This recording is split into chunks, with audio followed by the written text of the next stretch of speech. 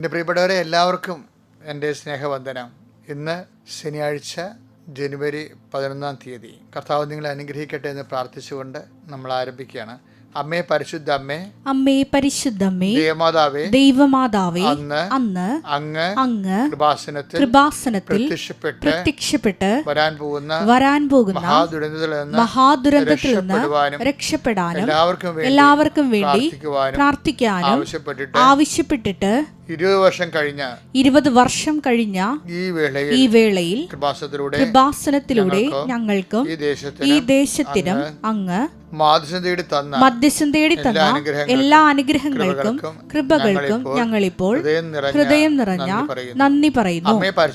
അമ്മേ പരിശുദ്ധമ്മേ, ജപമാല മാതാവേ, സകല കൃപാസനം പ്രാർത്ഥനയോടും ചേർത്ത് ഞങ്ങളിപ്പോൾ പ്രാർത്ഥിക്കുന്ന ഈ കുടുംബത്തിന്റെ പ്രത്യേക നിയോഗം. കുടുംബത്തിന് നിയോഗങ്ങൾ പറയുക സഹോദരങ്ങളെ. നിയോഗങ്ങൾ എന്ന് വെച്ചാൽ കുടുംബത്തിന്റെ ആവശ്യങ്ങൾ, ഇന്നത്തെ ആവശ്യങ്ങൾ.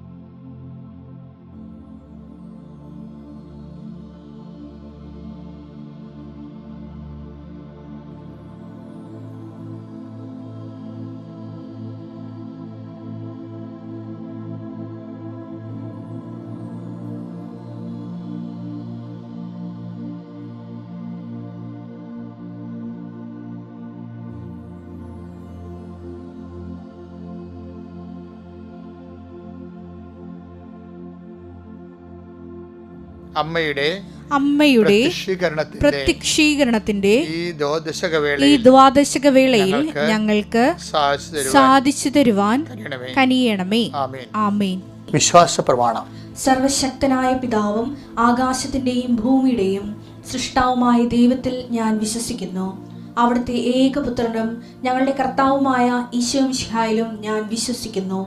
ഈ പുത്രൻ പരിശുദ്ധാത്മാവിനാൽ ഗർഭസ്ഥനായി കന്യകാമറിയത്തിൽ നിന്ന് പിറന്ന് പൊന്തിയോസ് പീലാത്തോസിന്റെ കാലത്ത് പീഡകൾ സഹിച്ച് കുരിശിൽ തറയ്ക്കപ്പെട്ട് മരിച്ച് അടക്കപ്പെട്ട് പാതാളങ്ങളിൽ ഇറങ്ങി മരിച്ചവരുടെ ഇടയിൽ നിന്ന് 3-ാം നാൾ ഉയർത്ത് സ്വർഗത്തിലേക്ക് എഴുന്നള്ളി സർവശക്തിയുള്ള പിതാവായ ദൈവത്തിന്റെ വലതുഭാഗത്തിരിക്കുന്നു.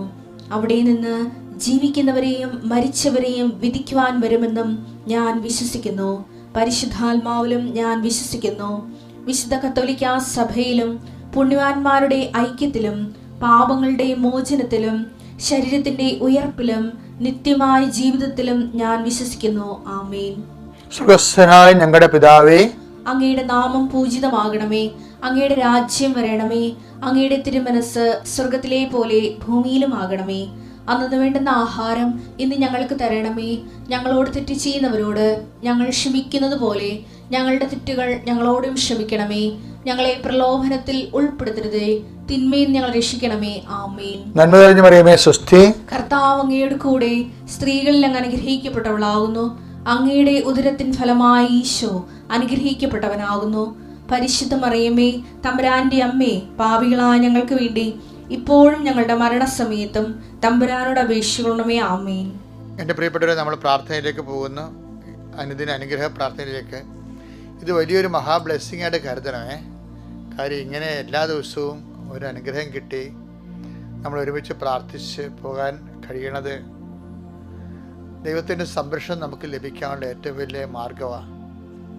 കർത്താവിൻ്റെ ഉന്നതമായ നാമത്തിന് സ്വസ്ഥം ചെയ്യുന്നു. ഇന്നത്തെ ദിവസം ജനുവരി 11 ശനിയാഴ്ച എല്ലാ മക്കളെയും അങ്ങയുടെ തിരുസന്നിധിയിൽ പരിശുദ്ധ അമ്മയുടെ മാധ്യസ്ഥത്തിൽ സമർപ്പിക്കുന്നു. കർത്താവേ, ഇന്നത്തെ എല്ലാ ജീവിതത്തിലും ഇന്നത്തെ യാത്രാ ജീവിതമുണ്ട്. പല മക്കളും ഈ ദിവസങ്ങളിൽ റോഡിൽ ജീവിക്കുന്നവരാണ്. വണ്ടിയെ തന്നെ ചിലരൊക്കെ. അപ്പോൾ അവരുടെ ജീവിതം റോഡിലായിരിക്കും. റോഡിൽ ജീവിക്കുന്ന അനേകം പേരുണ്ട്. മാസങ്ങളൊക്കെ ജീവിക്കുന്ന ആൾക്കാരുണ്ട്. ഇപ്പോഴും ബ്ലോഗർമാരൊക്കെ ഉണ്ട്, മാസങ്ങളോളം റോഡിൽ ജീവിക്കുന്നവർ. അല്ല, നേരത്തെ ലോറി ഡ്രൈവർമാരുണ്ടാവും. അവരുടെ ജീവിതവും റോഡിൽ തന്നെയാണ്. നമ്മളുടെയൊക്കെ പലരുടെയും ജീവിതം റോഡിലാണ്. അതുകൊണ്ട് തന്നെ റോഡ് നമ്മുടെ ജീവിതത്തിൻ്റെ വലിയ ഭാഗമാണ്. റോഡിൽ സഞ്ചരിക്കേണ്ടി വരുന്ന എല്ലാ സാഹചര്യങ്ങളെയും കർത്താവേ നിൻ്റെ തിരുസന്നിധിയിൽ സമർപ്പിക്കുകയാണ്. ചെറിയ വാഹനങ്ങൾ തൊട്ട് വലിയ വാഹനങ്ങളെ സഞ്ചരിക്കുന്ന മക്കളെ സംബന്ധിച്ച് പ്രാർത്ഥിക്കുന്നു. തിരക്കിൽ സഞ്ചരിക്കുന്നവരുണ്ട്. ഈശോയെ, സഞ്ചരിച്ച് കഴിയുമ്പോൾ തിരക്ക് കൂടി വരികയും നമ്മൾക്ക് എത്തേണ്ട സ്ഥലത്ത് സമയത്തിൻ്റെ പ്രശ്നങ്ങളുണ്ടാകുകയും നമ്മുടെ കൺട്രോൾ പോവുകയും ചെയ്യുന്ന സമയമുണ്ട്. കർത്താവേ, അങ്ങനെയുള്ള എല്ലാ സാഹചര്യങ്ങളിലും എതിരെ വരുന്ന വാഹനങ്ങളെ കുറിച്ച് പ്രാർത്ഥിക്കുന്നു, കുറുകെ വരുന്ന വാഹനങ്ങളെ കുറിച്ച് പ്രാർത്ഥിക്കുന്നു. കർത്താവെ, യാത്ര തുടങ്ങി തിരിച്ച് വീട്ടിലെത്തുന്നതുവരെ സ്വസ്ഥവും സുരക്ഷിതവും സമാധാനത്തോടെ തിരിച്ചെത്താൻ നിങ്ങളുടെ യാത്രകളെ പരിശുദ്ധമ്മ ദേവമാതാവിനെ ഏൽപ്പിക്കുന്നു, നിങ്ങളുടെ വാഹനങ്ങളെ ഏൽപ്പിക്കുന്നു. അത് കൈകാര്യം ചെയ്യുന്ന എല്ലാ സമയങ്ങളെയും സമർപ്പിച്ച് പ്രാർത്ഥിക്കുന്നു കർത്താവിൻ്റെ കരുണ. പിന്നെ നിങ്ങളുടെ യാത്രയുടെ ലക്ഷ്യങ്ങൾ, 100 പേരുണ്ടെങ്കിൽ 100 ലക്ഷ്യങ്ങളിലേക്കാണ് യാത്ര ചെയ്യണത്.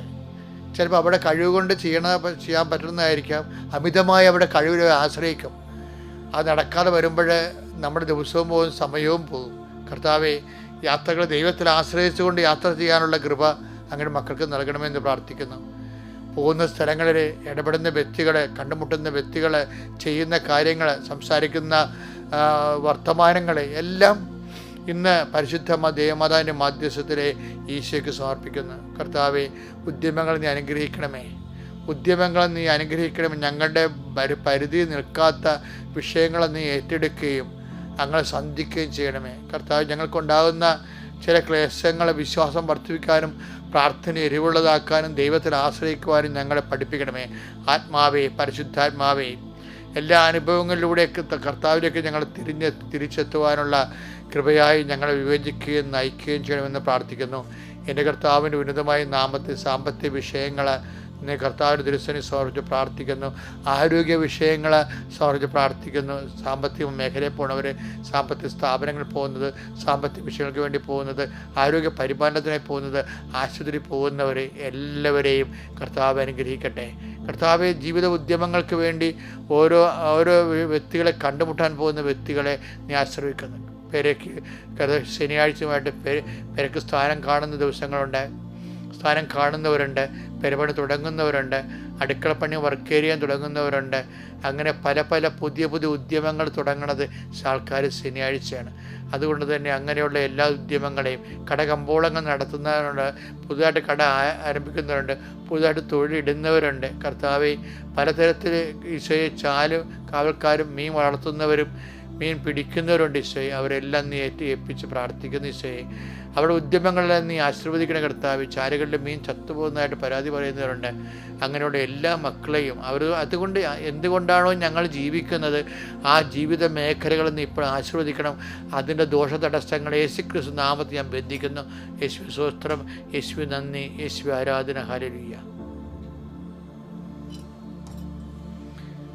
പ്രിയമുള്ളവരെ, പിന്നെ ഉണ്ടല്ലോ, നമ്മൾ എന്നും കൊന്നും ഇങ്ങനെ വിശ്വാസികളായാൽ മാത്രം മതിയോ? കർത്താവ് ആഗ്രഹിക്കണത് നമ്മൾ വളരണമെന്നാണ് ആഗ്രഹിക്കുന്നത്. അപ്പം നമ്മൾ ആദ്യം കേവല വിശ്വാസികളാകും, കേവല വിശ്വാസികൾ പിന്നെ സാക്ഷികളാകും, സാക്ഷികൾ പിന്നെ ശിഷ്യന്മാരാകും, ശിഷ്യന്മാർ പിന്നെ അപ്പോസ്തലന്മാരാകും. അങ്ങനെ ആത്മീയ വളർച്ചയ്ക്ക് വ്യത്യസ്തമായ ഘട്ടങ്ങളുണ്ട്. അല്ലാതെ 60 വയസ്സാകുമ്പോഴും ഒരു വിശ്വാസിയായിട്ട് ജീവിച്ചിട്ട് ഒരു കഥയുമില്ല. കുറച്ച് കഴിയുമ്പോൾ നമ്മുടെ കട്ടയമ്പഴം മടക്കി ഇവിടുന്ന് വണ്ടി വിട്ട് പോകേണ്ടി വരും. അപ്പോൾ ഒരു വിശ്വാസിയായിട്ടാണ് പോണത്. അങ്ങനെയല്ല, കർത്താവിൻ്റെ ശിഷ്യന്മാരായിട്ട് പോകണം. അത് കർത്താവ് അങ്ങനെ തിരിച്ചാണ് ആൾക്കാരെ കാണുന്നതേ. ചിലപ്പോൾ ഈശോ പറയത്തില്ലേ, അവർ രഹസ്യമായി ഈശോ പഠിപ്പിക്കായിരുന്നവരെ. കാരണം ആൾക്കാർ പൊതുവായിട്ടുള്ളപ്പോൾ ജനങ്ങളോട് പറയുന്ന കാര്യങ്ങളല്ല കർത്താവ് ശിഷ്യന്മാരോട് പറയണത്. ശിഷ്യന്മാരോട് പറയാൻ വേണ്ടി മാത്രം ഈശോ രഹസ്യമായിട്ട് ഇവരെ ചില സ്ഥലങ്ങളിൽ കൊണ്ടുപോവുകയും ശിഷ്യത്വത്തിൻ്റെ പണിശാലകളുടെ വലിയ പാഠങ്ങൾ പറഞ്ഞു കൊടുക്കുകയും ചെയ്യും. അപ്പോൾ ഇവരെല്ലാം ഒരുപോലെ ഇരിക്കുമെന്നാണ് നിങ്ങൾ കരുതണത്? ഒരിക്കലുമല്ല. അതുകൊണ്ട് സന്തോഷത്തോടെ സാക്ഷ്യം, ബൈബിളിൽ എങ്ങനെയാണെന്ന് വെച്ചാൽ സന്തോഷത്തോടെ സാക്ഷ്യം വഹിക്കാൻ കഴിഞ്ഞാൽ, ക്രിസ്തുവിന് വേണ്ടി, വചനത്തിന് വേണ്ടി അല്പം തേങ്ങ സഹിക്കുമ്പോൾ സന്തോഷം തോന്നിയാൽ നീ ശിഷ്യനാണെന്ന് മനസ്സിലാക്കാം. അങ്ങനെ ഒരു ഭാഗമുണ്ട് ബൈബിളിൽ. കർത്താവിൻ്റെ ക്ലേശം അനുഭവിക്കുമ്പോൾ നമുക്ക് സന്തോഷം തോന്നണം. 5:41 അപ്പോസ്തല പ്രവർത്തനങ്ങൾ 5:41. അപ്പോസ്തല പ്രവർത്തനം 5:41. അവരാകട്ടെ യേശുവിന്റെ നാമത്തെ പ്രതി അപമാനം സഹിക്കാൻ യോഗ്യത ലഭിച്ചതിൽ സന്തോഷിച്ചുകൊണ്ട് സംഘത്തിന്റെ മുമ്പിൽ നിന്ന് പുറത്തുപോയി. ഇപ്പം ചില സമയത്തൊക്കെ വീട്ടിൽ നമ്മൾ പ്രാർത്ഥിക്കുന്ന പോലും ബൈബിൾ വായിക്കുന്നപ്പോൾ ഒരു പുണ്യാളത്തി ഇരിക്കുന്നു, എന്നാൽ പള്ളിയിൽ അച്ചോണ്ട് പറഞ്ഞിട്ട് രൂപക്കൂട് വാങ്ങിച്ചു തരാമെന്ന് ആക്ഷേപിക്കും. നമുക്കതിൽ സന്തോഷം തോന്നാം. കർത്താവിൻ്റെ നാമത്തിൽ ചെറിയ വീട്ടിൽ നിന്നാണ് ആദ്യത്തെ ചെറിയ ആക്ഷേപങ്ങൾ കേൾക്കണം, പിന്നെയാണ് പുറത്തുനിന്ന് കേൾക്കണത്. ആദ്യം നമുക്ക് വീട്ടിൽ നിന്ന് തന്നെ കിട്ടണം. അപ്പോൾ വീട്ടിൽ നിന്ന് കിട്ടുമ്പോൾ നമുക്ക് സന്തോഷം തോന്നണം. അപ്പോൾ അതിൻ്റെ അർത്ഥം എന്താണ്? നീ വിശ്വാസി എന്നതിൽ നിന്ന് നീ ഒരു ശിഷ്യനായിട്ട് കർത്താവ് നിന്നെ ഉയർത്തിയെന്നാണ്. സന്തോഷം തോന്നിയാലേ ആ ശിഷ്യനാകത്തുള്ളൂ കേട്ടോ. അല്ലെങ്കിൽ നമുക്കും ആ വൈരാഗ്യമാണ് തോന്നണമെന്നുണ്ടെങ്കിൽ നിരാശ പോകും. ഞാൻ ഈ പരിപാടിക്ക് പോയിട്ടാണല്ല ആൾക്കാരെന്നെ കളിയാക്കണത് എന്ന് നിർത്തി കളയാമെന്ന് പറയുമ്പോൾ നമ്മൾ വിശ്വാസിയേക്കാൾ താഴ്ന്നു പോകും. അപ്പോൾ നമ്മൾ സൂക്ഷിക്കണം. ആഹ്ലാദമാണ് നമുക്ക് വേണ്ടത് എപ്പോഴും. ഓരോ ദിവസവും ഞാൻ വിശ്വാസ നിലവാരത്തിൽ നിന്ന് ശിഷ്യൻ്റെ നിലവാരത്തിലേക്ക് നമ്മളത് 5:11 വായിച്ച്, മത്തായിയുടെ സുവിശേഷം 5:11 വായിച്ച്, എന്നെ പ്രതി കണ്ട, എന്നെ ഈശോയെ പ്രതി, എന്നെ പ്രതി മനുഷ്യർ നിങ്ങളെ അവഹേളിക്കുകയും പീഡിപ്പിക്കുകയും എല്ലാവിധ തിന്മകളും നിങ്ങൾക്കെതിരെ വ്യാജമായി പറയുകയും ചെയ്യുമ്പോൾ നിങ്ങൾ ഭാഗ്യവാന്മാർ. നിങ്ങൾ ആനന്ദിച്ചാഹ്ലാദിക്കുവിൻ.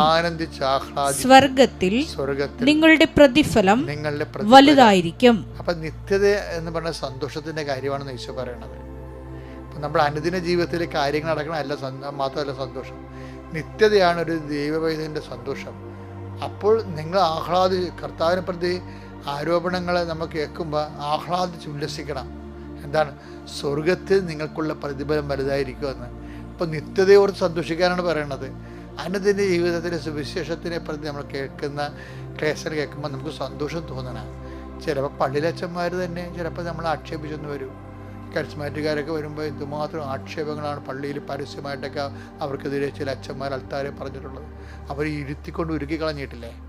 എന്നിട്ടും അവരെല്ലാം അതിനെ അതിജീവിച്ചുകൊണ്ട് അവർ സഭയിൽ വലിയ സുവിശേഷം വരെ ചെയ്തില്ലേ? കാര്യം എന്താണ്?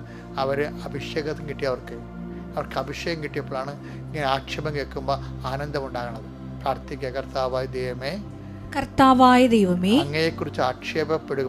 അങ്ങയെക്കുറിച്ച് ഞങ്ങൾ ആക്ഷേപിക്കപ്പെടുമ്പോൾ ഞങ്ങൾക്ക് ആനന്ദമുണ്ടാകുവാൻ ആവശ്യമായ അഭിഷേകം നൽകി ഞങ്ങളെ അനുഗ്രഹിക്കണമേ. അപ്പൊ ഈ ഒരു ചെറിയ കാര്യങ്ങൾ ഓർക്കുക. കർത്താവിനെ കുറിച്ച് ആക്ഷേപങ്ങളെ ദൈവവേല ചെയ്യുമ്പോൾ പ്രാർത്ഥനയെ പ്രതിയോ ആധ്യാത്മിക ജീവിതത്തെ പ്രതിയോ നമ്മുടെ തള്ളിപ്പറച്ച് കിട്ടുമ്പോൾ നമുക്ക് സന്തോഷം ഉണ്ടാകണം. അപ്പം നമ്മൾ വിശ്വാസ നിലവാരത്തിൽ നിന്ന് നമ്മൾ സാക്ഷിയുടെയും ശിഷ്യൻ്റെ നിലവാരത്തിലേക്ക് ഉയരണം.